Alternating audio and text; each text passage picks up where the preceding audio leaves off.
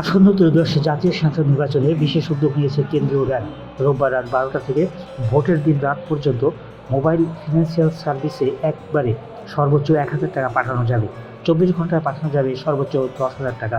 এ সময় internet banking ব্যবহার করে ব্যক্তি থেকে ব্যক্তি লেনদেন করা যাবে না। বিশেষ তদারকির মাধ্যমে যে কোনো অস্বাভাবিক লেনদেন হলে তাৎক্ষণিকভাবে পার্শ্ববর্তী থানায় রিপোর্ট করতে বলা হয়েছে। রোববার কেন্দ্রীয় ব্যাংক থেকে এ সংক্রান্ত একটি সার্কুলার জারি করে সব ব্যাংকে পাঠানো হয়েছে।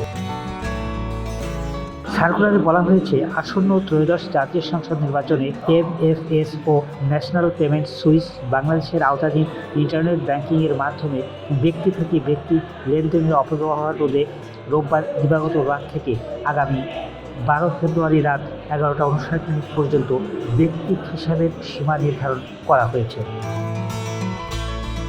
এতে বলা হয়েছে, ব্যক্তি থেকে ব্যক্তি লেনদেনের ক্ষেত্রে প্রতিটি লেনদেনের সর্বোচ্চ সীমা হবে 1,000 টাকা, আর লেনদেনের সর্বোচ্চ সংখ্যা হবে দৈনিক 10টি।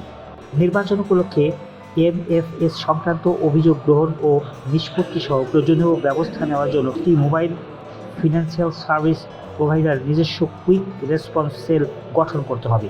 এ সময় সকল লেনদেন এমএফএস প্রোভাইডার কর্তৃক সার্বক্ষণিক নিবিড় পর্যবেক্ষণের আওতায় আনা এবং সন্দেহজনক বা অস্বাভাবিক লেনদেনের ক্ষেত্রে দ্রুততম সময়ের মধ্যে সংশ্লিষ্ট থানায় রিপোর্ট করার কথা বলা হয়েছে।